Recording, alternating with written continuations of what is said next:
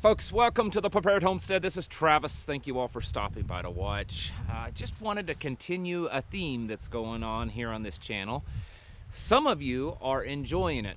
Some of you may not. I've gotten a little bit of feedback. Well, sometimes a lot of feedback, depending on what I say. And just not too happy. And it's not that I'm trying to purposely offend or hurt someone's feelings or anything. It's just that the things that are happening in the world and the level of readiness that we need to be working towards is probably pretty much more than what the average person it realizes.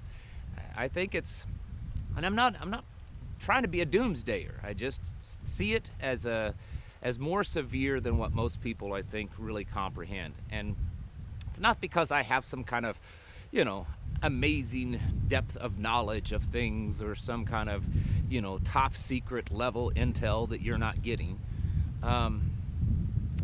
Been in this game for a long time. I've been watching this, been prepping for almost 25 years and watching how this stuff goes, and it's just keeping tabs on what they're doing and watching it all start to come together. I'm also a student of history, and you can kind of watch how things are happening and compare it to past times in history and see so many similarities.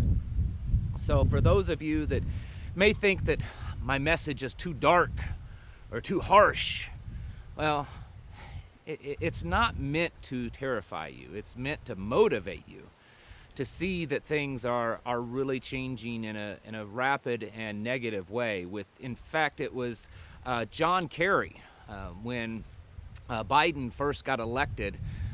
It was before he was inaugurated, and he was asked by someone at the World Economic Forum if Biden was ready to take the helm and lead the Great Reset. And John Kerry said, and this was his words, that he was ready with speed and intensity to move this forward. A few months back, the United Nations and the World Economic Forum released a press memo stating that they had pledged to work together to rapidly push the Great Reset and Agenda 2030.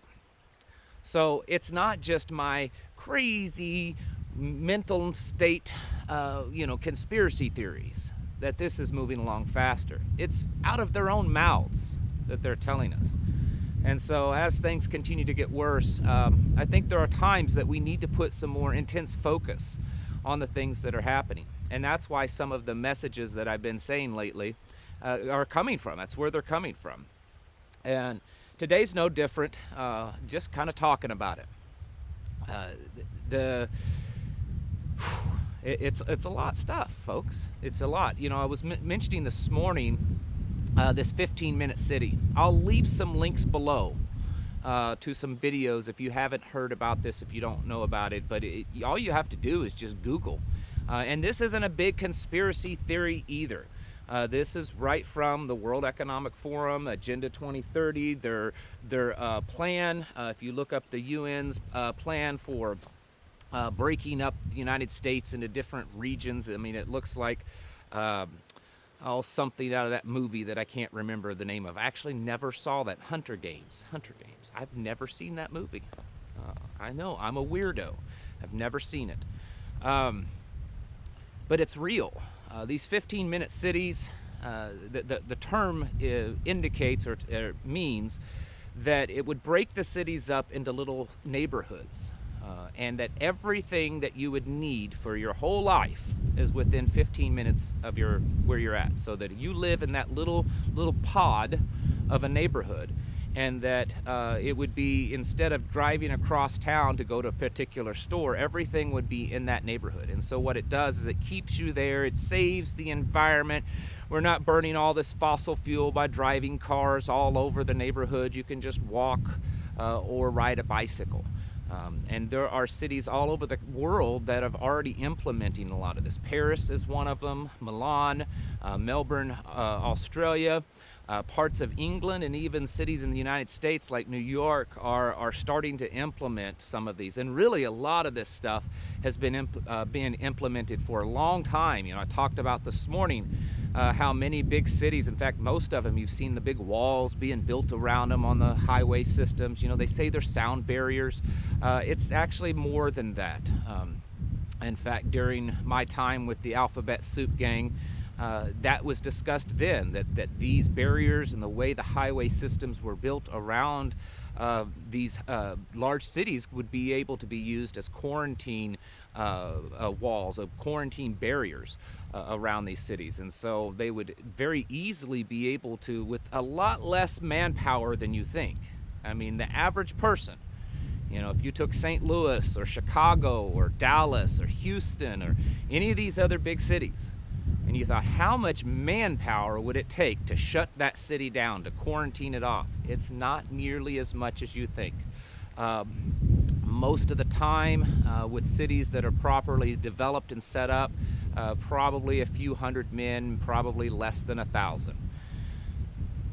That's a scary thought for a city that size. And they're doing these 15-minute cities where you're going to live in these little neighborhoods. And of course they can't call them Warsaw Ghetto 2.0 because that just doesn't sing as well. So they're calling them 15-minute cities. And you would have a special ID tag on your vehicle or on your person. There would be e-gates, electronic gates, so there's not necessarily a physical barrier, but if you cross that barrier, it automatically scans your license or your ID pass. And if you go outside the barrier, you could be fined because it's all to protect the environment. It keeps people confined to particular areas, and you're not as free to just travel around your city as you think. So if your grandma lives on the other side of town, you actually have to get a permit to go. You would have to, and if you chose to go without that permit, you could receive a fine, and you're limited to how many times a year you're allowed to leave your pod or your neighborhood or your sector. This is the kind of stuff that they're talking about. The things that you have been watching over the last few years go on in China, if any of you have been following it. China is a blueprint. In fact, Klaus Schwab just recently said, praising China and how they've handled the Agenda 2030 plan and the whole COVID problem. He praised them, and he said that they could be a blueprint for other countries. Same as with their social credit score. That is happening right now in the United States. It absolutely is. In fact, you can go online and you can look up what's called your ESG score. It's not required yet, but your ESG score is pretty much the same thing as your social credit score. It's your environmental, social, and governance score. It's how woke you are, how gentle you are on the environment, and how liberal you are, basically. And a lot of businesses now, in fact, a lot of businesses are focusing on this, whether they like it or not, because if they don't have a good enough score, they can't get loans. And so eventually this is going to trickle down to individuals. Like I said, you can already look up, you can calculate what your social credit score or your ESG score is. That was one of the things that I neglected to mention, that UPMA could possibly be a way to do business and have a banking account so that you can go about and buy things without being flagged in the ESG system. We won't go into the details of that because it's quite a bit more detailed. Digital ID, they've been pushing that for years. It has been set back a little bit, but it's most certainly coming. All of this Big Brother stuff, it's just growing and growing. Facial ID is everywhere. Everywhere you go is being monitored. And people just seem to be okay with it.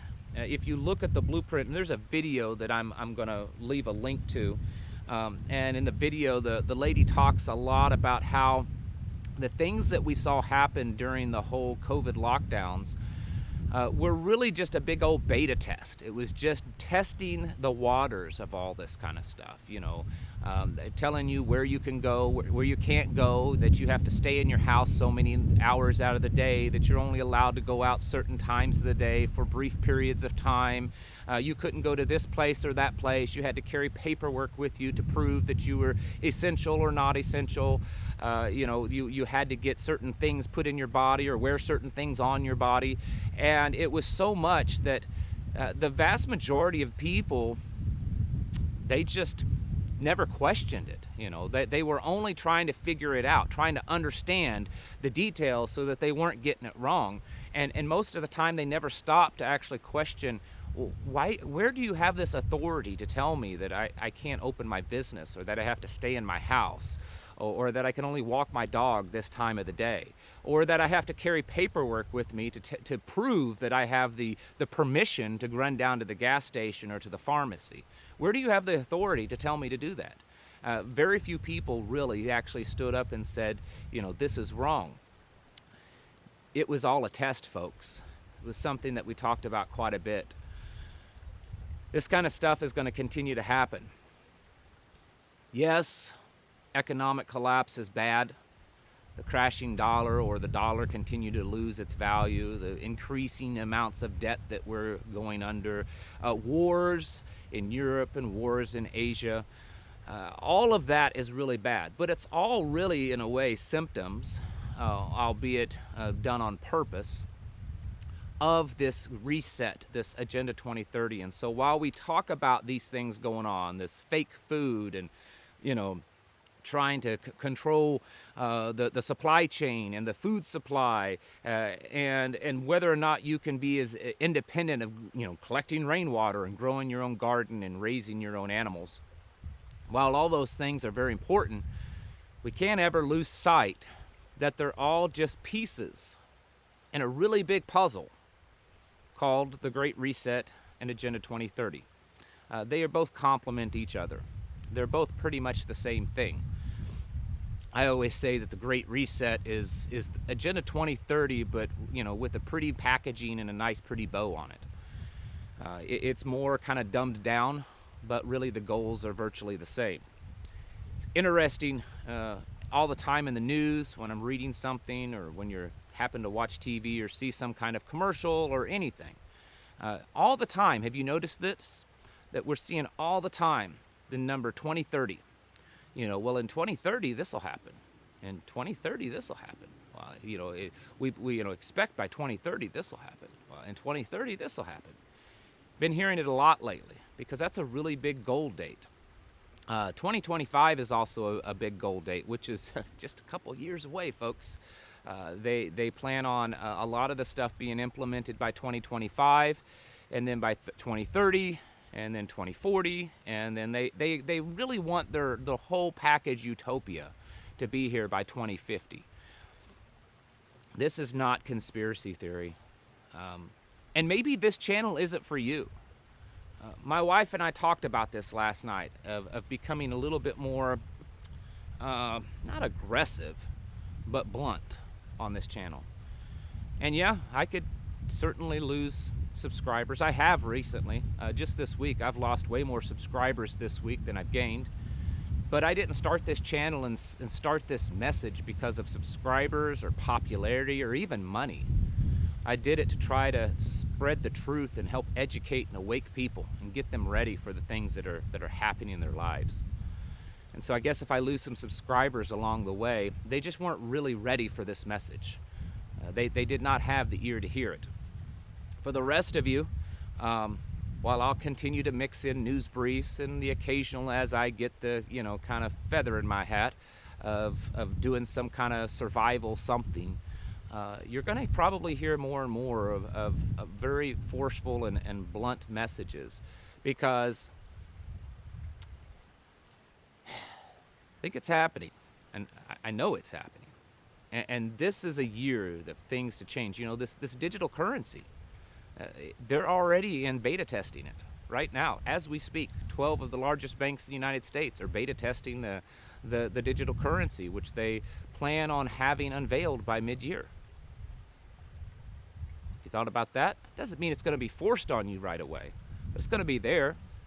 And then all it takes is something to happen with the economy and the dollar start losing its value, or China to call up its debt on the debt that it owns of America, And the dollar loses its value, and paper money becomes worthless. And well, don't worry, folks, we have this digital money ready and available for you to use. This stuff is happening. It's very real. If you still believe it's some crazy kooky conspiracy theory, that's on you.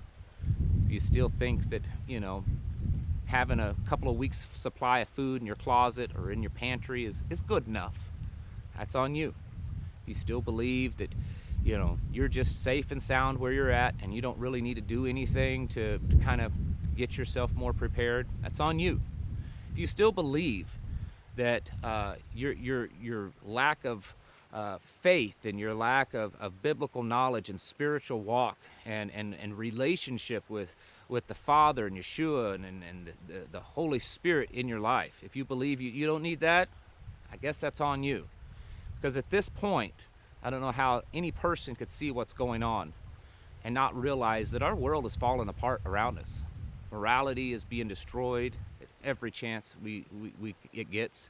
Traditions are just being wiped away left and right.